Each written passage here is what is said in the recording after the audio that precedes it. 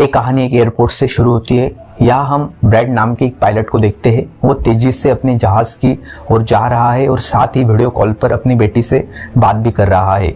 उसकी बेटी उसे बताती है कि उसने सुबह ही खबरों में देखा था कि जिस इलाके में वह जा रहा है वहाँ का मौसम बहुत खराब है, इस वजह से कई उड़ानें रद्द की गई है, इसलिए उसे भी अपनी उड़ान रद्द करके घर वापस आ जाना चाहिए।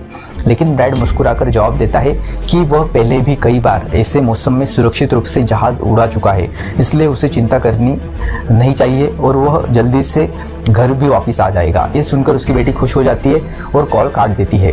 इसके बाद ब्रैड जहाज के कैबिन में आकर अपने को पायलट से मिलता है। को पायलट थोड़ा नर्वस है क्योंकि आज वो अपनी पहली उड़ान भरने वाला है। तभी एक एयर होस्टेस आकर ब्रैड को बाहर बुलाती है, जहां एक पुलिस अधिकारी उसे बताता है कि इमरजेंसी के कारण उसे एक हत्यारे को अपने साथ ले जाना होगा, जिसका नाम टोनी है। टोनी एक बहुत ताकतवर और खतरनाक इंसान है जिस पर हत्या का मुकदमा चल रहा है और उसे जहाज के जरिए दूसरे देश जाकर उम्र भर की जेल में डाला जाना है। पुलिस अधिकारी ब्रैड से कहता है कि वे यह जिम्मेदारी उसे इसलिए दे रहे हैं क्योंकि वो एक काबिल और समझदार पायलट है। ब्रैड मान जाता है और टोनी को यात्रियों से दूर आखिरी सीटों पर बैठा देता है ताकि किसी को कोई परेशानी ना हो। फिर सभी यात्री अपनी अपनी सीटों पर बैठ जाते हैं और ब्रैड जहाज के स्टाफ से पुष्टि कर लेता है कि सभी यात्री आ गए। इसके बाद जहाज टेक ऑफ कर लेता है। एक निश्चित ऊंचाई पर पहुंचने के बाद ब्रैड जहाज को ऑटो पायलट पर लगा देता है और को पायलट के साथ अपने परिवार के बारे में बात करने लगता है। वह को पायलट को अपने मोबाइल में अपनी बेटी की तस्वीर दिखाता है और कहता है कि वह अपनी बेटी से बहुत प्यार करता है और इसी दुनिया में उनके अलावा उसका कोई नहीं है। दूसरी ओर जहाज में बैठे यात्री सफर का आनंद ले रहे होते हैं, लेकिन उन्हें नहीं पता होता कि कुछ ही देर बाद उनके साथ बहुत बुरा होने वाला है। केबिन में बैठे दोनों पायलट भी खुश थे और जहाज सामान्य रूप से उड़ रहा था, लेकिन तभी अचानक मौसम खराब हो जाता है और जहाज हल्के हल्के झटके लेने लगता है। ब्रैड परेशान हो जाता है क्योंकि उसे कुछ ठीक नहीं लग रहा था। वह सभी यात्रियों को सीट बेल्ट बांधने की घोषणा करता है और रेडियो के जरिए कंट्रोल टावर से बात करने की कोशिश करता है, लेकिन मौसम खराब होने की वजह से सारे रेडियो काम करना बंद कर चुके होते हैं और उसकी बात नहीं हो पाती। तभी अचानक प्लेन पर बिजली का एक तेज झटका लगता है, जिसकी वजह से प्लेन जोर जोर से झटके देने लगता है। ब्रैड यात्रियों का हलचल देखने के लिए कैबिन से बाहर आता है। यात्रियों को सुरक्षित देखकर उसे थोड़ी राहत मिलती है, लेकिन अब धीरे धीरे लाइटें बंद होने लगती है और तभी प्लेन को कई और झटके लगते हैं। इन झटकों की वजह से ब्रैड का सिर छत से टकराकर नीचे गिर जाता है और उसके माथे पर चोट लग जाती है। इस हालत को देखकर सभी यात्रियों की हालत खराब होने लगती है। ब्रैड जल्दी से वापस केबिन में आकर अपने साथी के साथ मिलकर प्लेन को संभालने में लग जाता है। यह उनके लिए एक बहुत मुश्किल समय होता है। मौसम खराब होने की वजह से उन्हें आगे कुछ भी नहीं दे रहा होता है। ब्रैड कहता है कि उन्हें प्लेन को नीचे लाना ही होगा, क्योंकि अगर प्लेन को एक और झटका लगा तो वो तबाह हो सकता है। यह सुनते ही वे लोग फौरन जहाज की ऊंचाई कम करने लगते हैं और जहाज तेजी से नीचे की ओर जाने लगता है। जहाज के अंदर मौजूद यात्री काफी ज्यादा डरे हुए होते हैं।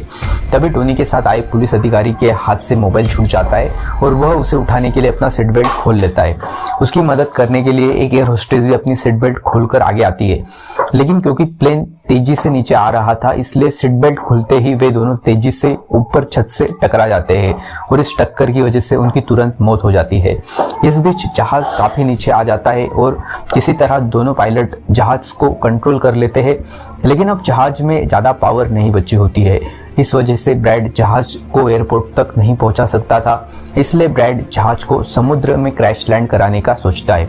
लेकिन तभी उन्हें कुछ दूरी पर एक द्वीप दिखाई देता है।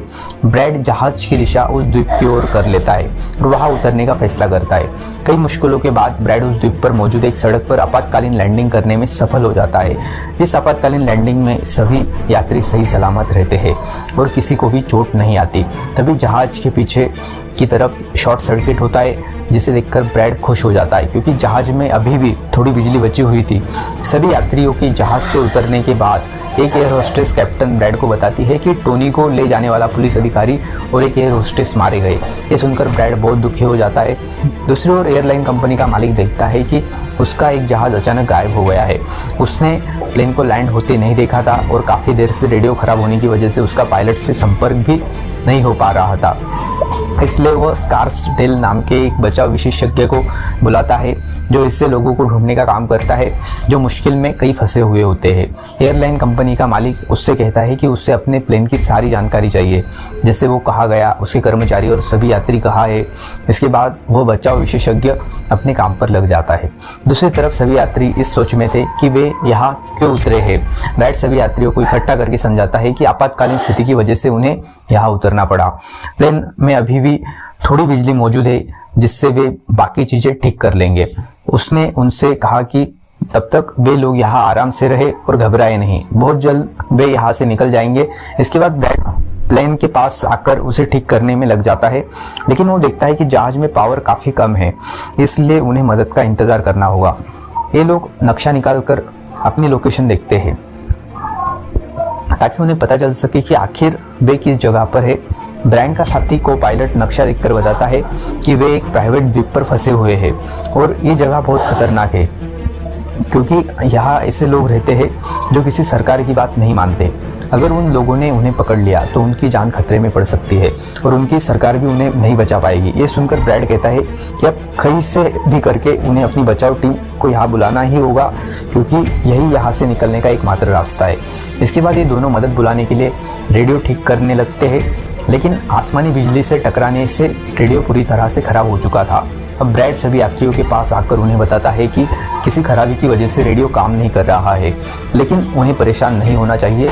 ब्रैड उन्हें आश्वासन देता है कि वह द्वीप के दूसरी ओर जाकर रेडियो ढूंढेगा और कंट्रोल टावर को अपनी लोकेशन बताकर बचाव दल को यहाँ भेजने के लिए कहेगा, जो आकर उन सभी को बचा लेंगे।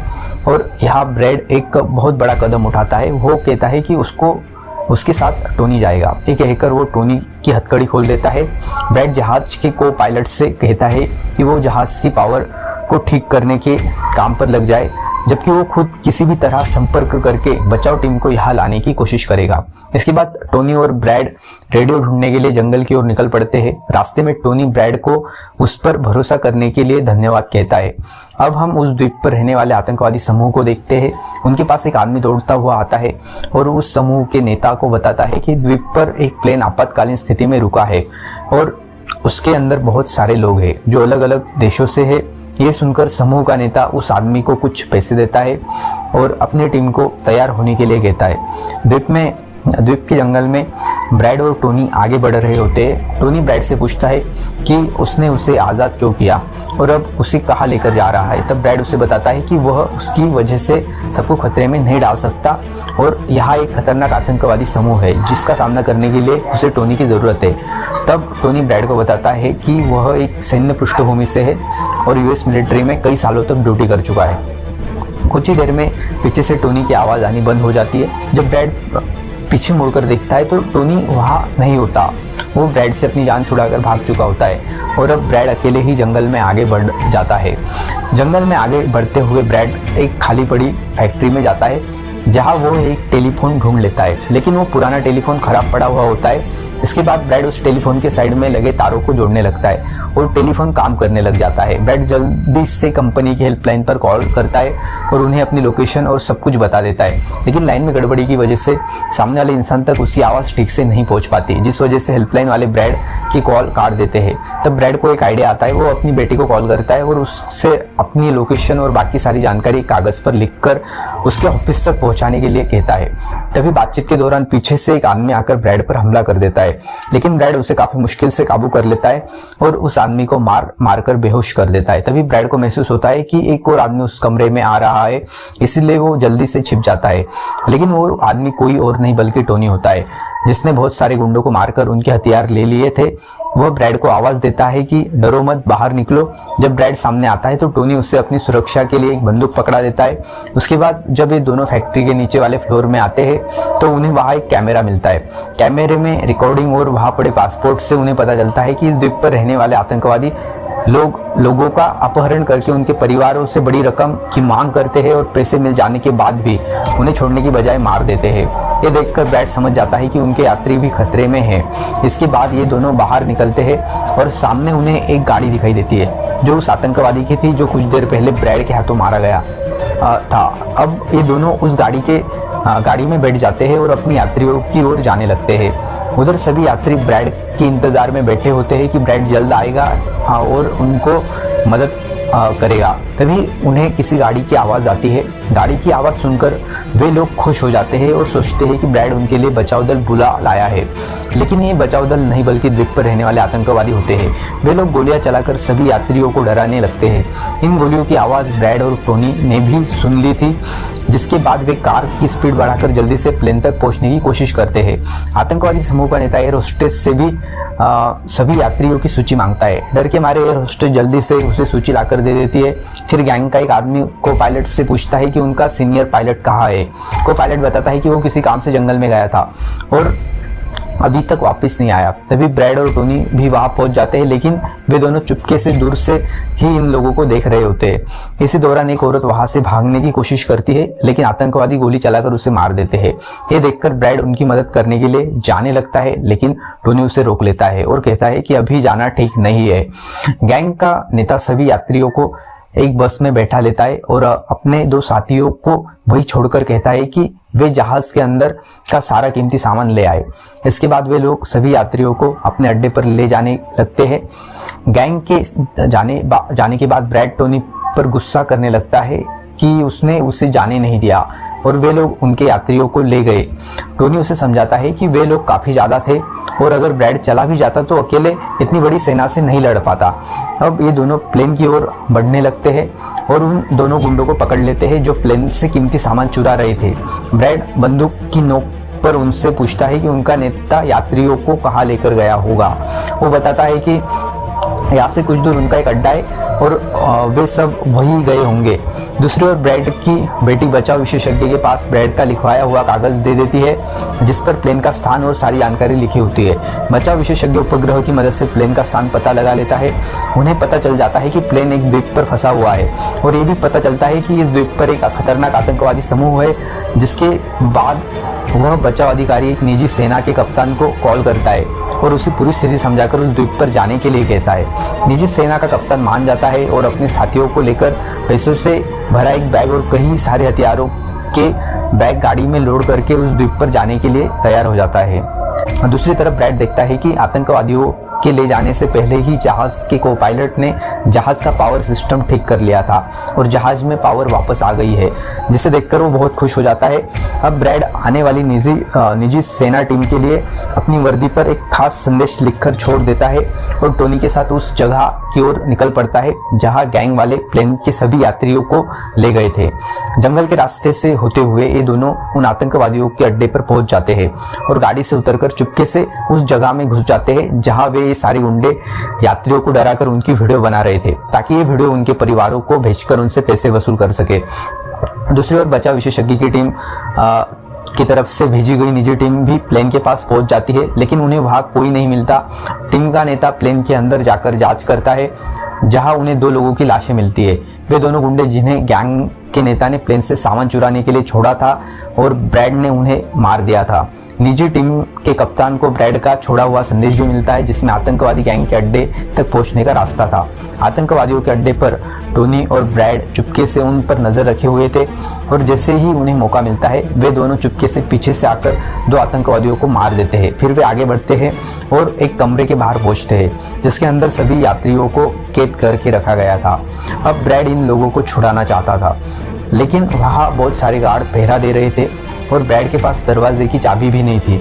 इसके बाद ये दोनों एक एक करके उन गार्ड्स को मार गिराते हैं। टोनी हथौड़ा उठाकर कई गार्ड्स को मार देता है। यहाँ ब्रैड एक गार्ड से चाबी लेकर यात्रियों को कमरे से आजाद कर देता है और उनसे कहता है कि वे जल्दी से उसी बस में बैठ जाए जिसमें उन्हें आतंकवादी यहाँ लाए थे। सभी जल्दी से बस में जाकर बैठ जाते हैं। तभी टोनी ब्रैड के पास आकर बताता है कि यहाँ से गाड़ी के जरिए बाहर निकलने का सिर्फ एक ही रास्ता है, लेकिन वहाँ कई सारे गुंडे बंदूक लिए खड़े हैं जो उन्हें देखते ही गोलियां बरसाना शुरू कर देंगे। ब्रैड जब यात्रियों की तरफ देखता है तो वे सभी बहुत ज्यादा डरे हुए होते हैं। अब ब्रैड अपनी जान को खतरे में डालते हुए एक फैसला करता है और टोनी से कहता है कि वह वहां मौजूद सभी आतंकवादियों का ध्यान भटकाएगा और टोनी मौके का फायदा उठाकर सभी यात्रियों को यहाँ से ले जाए। पहले तो टॉनी ब्रैड को ऐसा करने से मना करता है और कहता है कि ऐसा करने से वे लोग उसे मार देंगे, लेकिन ब्रैड कहता है कि इसके अलावा उनके पास कोई और रास्ता नहीं है। ये सुनकर टोनी मान जाता है। ब्रैड वहां से निकलकर आतंकवादियों के पास आता है और गैंग के नेता से बात करता है कि उसने मदद के लिए सूचना दे दी है और जल्दी बचाव दल आ जाएगा, इसलिए वो सभी यात्रियों को जाने दे। ये सुनकर सभी गैंग वाले ब्रैड पर हंसने लगते हैं और उसे पीटने लग जाते हैं। गैंग का हेड कहता है कि बिना पैसों के वो किसी को नहीं छोड़ेगा, और जैसे ही वे लोग ब्रैड को मारने वाले होते हैं तभी वहां निजी बचाव टीम पहुंचकर आतंकवादियों पर हमला कर देती है। काफी देर तक गोलीबारी के बाद गैंग के कई सारे लोगों को मारकर वो ब्रैड को छुड़ाकर लेते हैं और उसे बस में उठाकर वहां से निकल जाते हैं। यहाँ गैंग का नेता देखता है कि उसके कई साथियों के साथ साथ उसका छोटा भाई भी मारा गया है।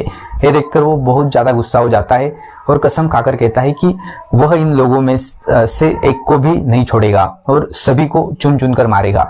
इसके बाद वो अपनी टीम से कहता है कि जल्दी से तैयारी कर लो, वे जल्द ही इन लोगों को मारने के लिए निकलेंगे।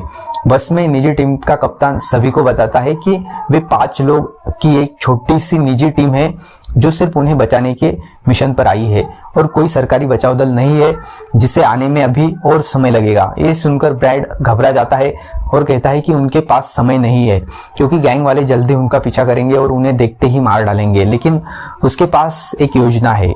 जहाज के पास पहुंचते ही ब्रैड सभी यात्रियों से कहता है कि जहाज पर पावर वापस आ चुकी है, यानी अब जहाज स्टार्ट हो जाएगा और वे लोग फौरन यहाँ से निकल जाएंगे।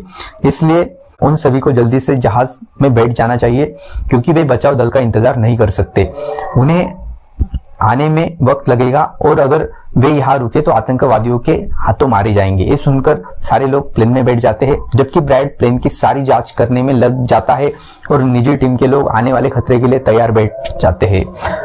तभी अचानक वो आतंकवादी समूह आकर उन पर हमला कर देता है। निजी टीम उन्हें रोकने में लग जाती है और दोनों तरफ से काफी गोलीबारी होती है, लेकिन इस निजी टीम के पास काफी अच्छे हथियार थे जिस वजह से वे बहुत सारे गुंडों को मार देते हैं। ब्रैड जल्दी से निजी टीम के नेता को बताता है कि वो अगले 5 मिनट में जहाज को स्टार्ट करने वाला है और वे सभी जल्दी से जहाज में चढ़ जाए। इसके बाद ब्रैड टोनी के पास जाता है और उसका शुक्रिया अदा करता है कि उसने उसके इतने मुश्किल वक्त में साथ दिया। ब्रैड खुद को गोलियों से बचाते हुए अंदर जहाज में आकर अपने केबिन में बैठ जाता है और अपने साथी को पायलट्स के साथ मिलकर प्लेन को स्टार्ट करने में लग जाता है। उधर टोनी के पास गोलियां खत्म हो जाती है और जब वो गोलियां ढूंढने के लिए निजी टीम का बैग चेक करता है तो उसे वहां पैसों से भरा हुआ एक बैग मिलता है, लेकिन वो इस वक्त टोनी पैसों को छोड़कर दूसरे बैग से गोलियां निकालकर दोबारा आतंकवादियों से लड़ने लगता है। इस बीच ब्रैड प्लेन को सही दिशा में घुमा देता है। अब निजी टीम के सैनिक भी एक एक करके जहाज में चढ़ने लगते हैं और टोनी उन्हें कवर फायर देता है। पावर आने की वजह से रेडियो भी काम करने लग जाता है और ब्रैड को प्लेन कंपनी का मालिक बताता है कि वह उसे कोई सुरक्षित जगह बता देगा जहां वो जा सकता है। अब सभी लोग जहाज में चढ़ जाते हैं लेकिन टोनी नहीं चढ़ता। वो पैसों से भरा बैग लेकर वहां से भागने लगता है क्योंकि अगर वह इनके साथ प्लेन में वापस गया तो पुलिस उसे फिर पकड़कर जेल में डाल देगी। गैंग का नेता अपने साथियों को मरता हुआ देखकर गुस्से से पागल हो जाता है और प्लेन के सामने रॉकेट लॉन्चर लाकर उसे एक ही झटके में उड़ाने की सोचता है, लेकिन सही समय पर टोनी उसे देख लेता है। टोनी जल्दी बंदूक उठाकर उसे गोली मार देता है और सभी लोगों की जान बचा लेता है। ये देखकर ब्रैड टोनी के इस काम से बहुत खुश हो जाता है और वो अपनी पूरी ताकत लगाकर प्लेन उड़ाने में कामयाब होता है। ये देखकर टोनी सभी यात्रियों और ब्रैड के लिए खुश होता है और पैसों का बैग लेकर जंगल की ओर भाग जाता है। ब्रैड जहाज को इस द्वीप से दूर ले जाता है और जहाज का मालिक उसे एक एयरपोर्ट के बारे में बताता है जो अब उनके काफी करीब था और जहां वे जा सकते थे। ब्रैड एयरलाइन कंपनी के मालिक की बताई हुई जगह की ओर जहाज को ले जाता है, लेकिन तभी एक बार फिर जहाज के इंजन में आग लग जाती है और जहाज तबाह होने लगता है। इसलिए ब्रैड दोबारा से आपातकालीन चेतावनी चालू करता है और धीरे धीरे जहाज को नीचे रनवे पर उतारने की कोशिश करता है। आखिरकार बड़ी मुश्किल के बाद ब्रैड जहाज को रनवे पर उतार देता है और सब लोगों की जान बच जाती है। ब्रैड और उसका साथी को पायलट काफी खुश हो जाते हैं। उधर प्लेन कंपनी का मालिक और उसकी टीम भी बेहद खुश थी। अब ब्रैड यात्रियों का हाल देखने के लिए पीछे जाता है तो वो देखता है कि सभी यात्री सुरक्षित है और ये देखकर उसके दिल को सुकून मिल जाता है। वहां खड़े सभी यात्री ब्रैड के लिए तालियां बजाने लग जाते हैं और उसका शुक्रिया अदा करते हैं। कुछ ही देर में वहां उनके लिए बचाव दल भी आ जाता है, जिसे देखकर सभी यात्री खुश हो जाते हैं। यहाँ ब्रैड सभी यात्रियों को बचाव दल के साथ भेज देता है और कप्तान आखिरकार सुकून की सांस लेते हुए जहाज की सीढ़ियों पर बैठकर अपनी बेटी से कॉल पर बात करता है। इसी के साथ ये कहानी खत्म हो जाती है। दोस्तों, अगर आपको ये कहानी पसंद आई हो तो वीडियो को लाइक जरूर कर देना और चैनल को सब्सक्राइब भी कर लेना, ताकि ऐसी ही कहानियां आपको मिलती रहे। तो मिलते हैं अगले वीडियो में, तब तक के लिए खुश रहिए, मुस्कुराते रहिए।